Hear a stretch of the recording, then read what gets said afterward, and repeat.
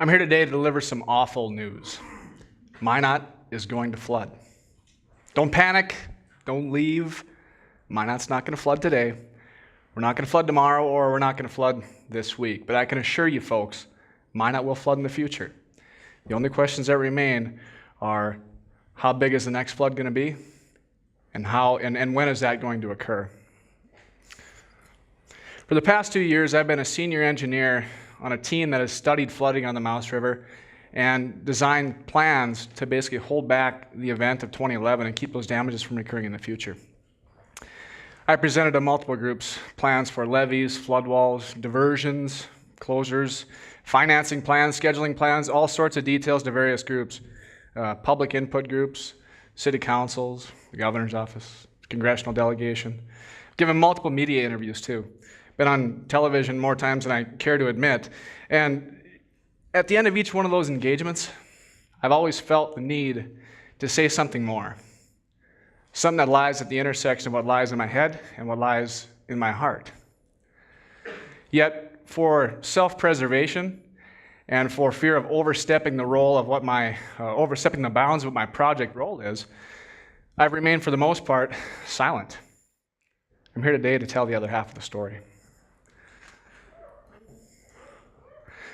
The proposed flood protection system to the city of Minot includes 11 miles of levees, diversions, flood walls, and things of this sort, massive infrastructure and roadway modifications, replacement of bridges, and it also includes the acquisition of just under 300 residential properties with structures on them, homes and apartment buildings. That footprint is required to hold back an event like 2011 and keep those damages from occurring in the future.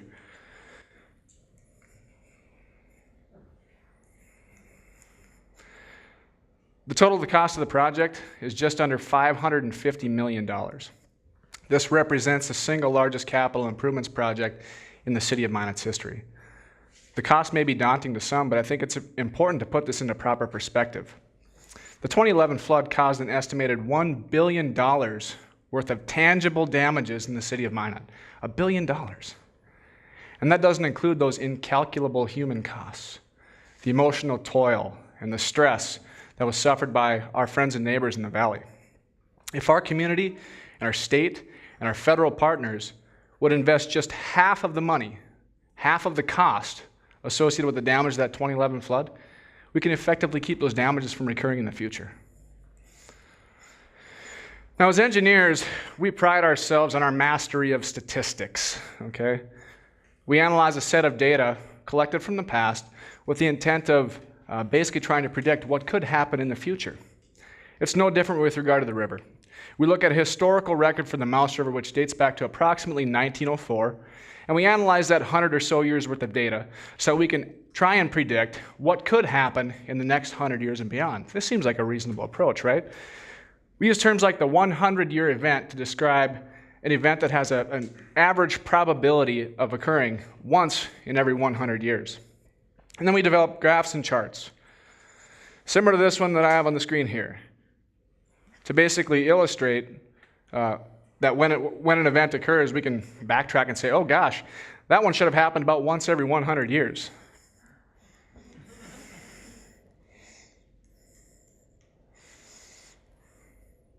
I have a collection of these tables and charts for the various rivers and streams, and I find myself going to these charts a lot lately. I've fallen into this pattern to answer this question of how big was the last flood. I talked to my other water resources engineers, and we would talk about how lucky, statistically speaking, that we were able to witness these events. I found myself being quite lucky lately.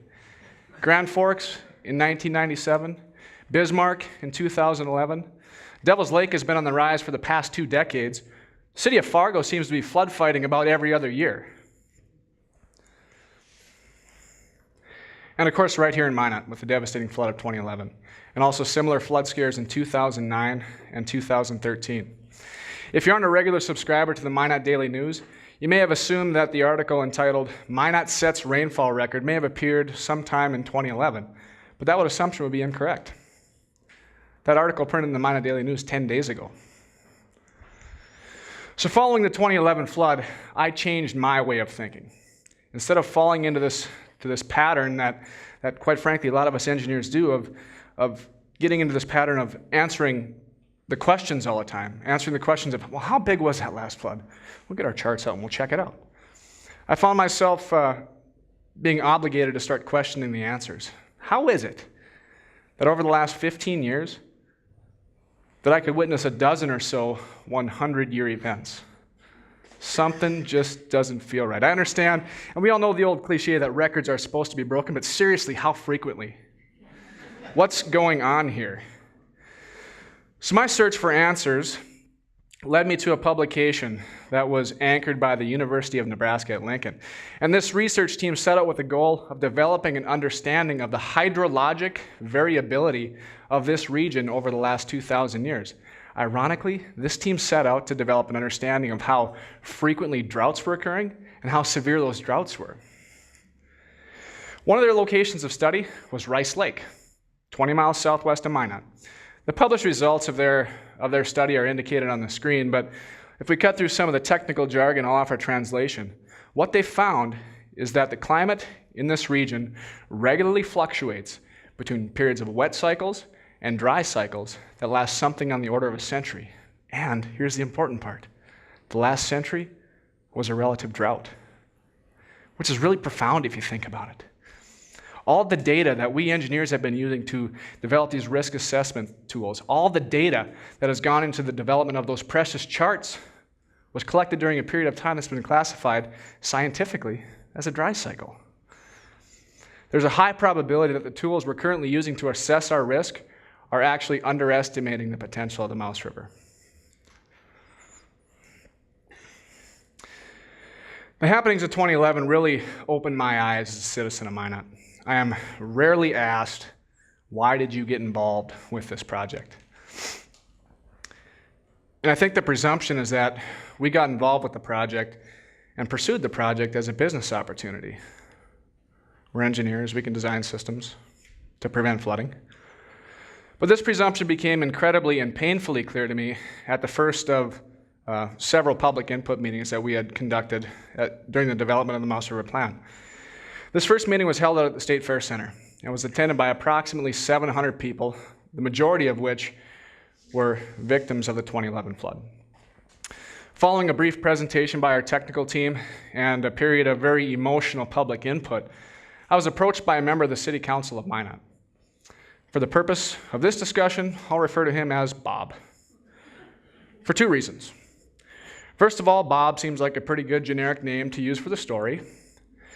But secondly, that's how this particular city council member pronounces his name.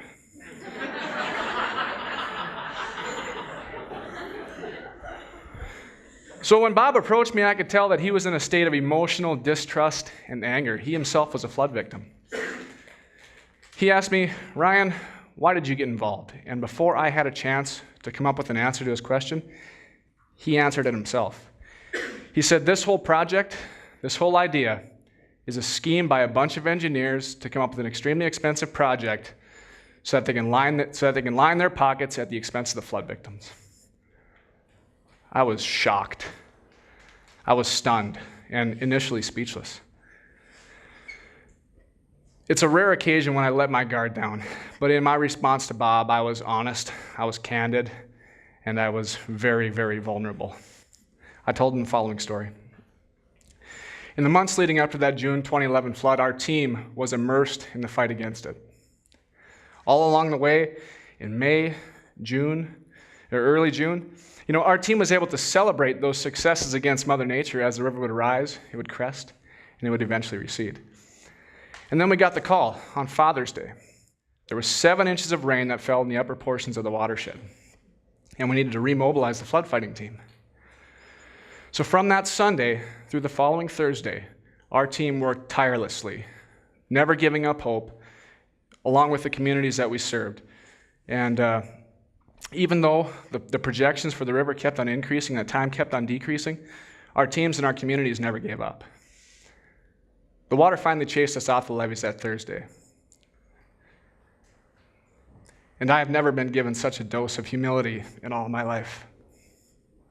We'd failed. The fight was lost. I returned home that Thursday night at about midnight in a trance, and I hadn't been watching much of the coverage on television, basically because we were immersed in this fight against what was happening. I turned on the television and started to watch some of the replays unfold. My wife joined me, and I lost it. I sat for 2 hours and I cried my eyes out as I watched the devastation unfold. Homes, businesses, schools, and more importantly, the people, my friends, family, neighbors, all devastated.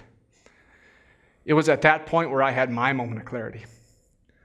I love Minot. This is my home. And I'm going to devote my energy and my time to making a difference.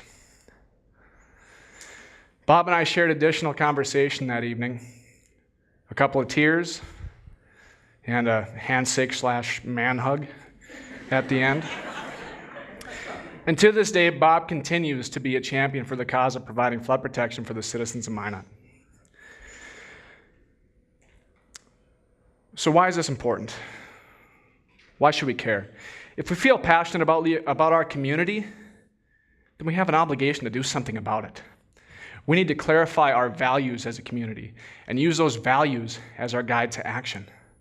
Just by a quick show of hands, how many people think that security is an important community value? All right. How about caring for our neighbors? What about education? Quality of place, parks and recreational opportunities? Excuse me. These questions seem almost rhetorical in nature, but sometimes we really struggle as a community and as a society walking the talk. In the book, The Leadership Challenge, the authors write that sometimes the greatest distance that we have to travel is a distance from our mouths to our feet.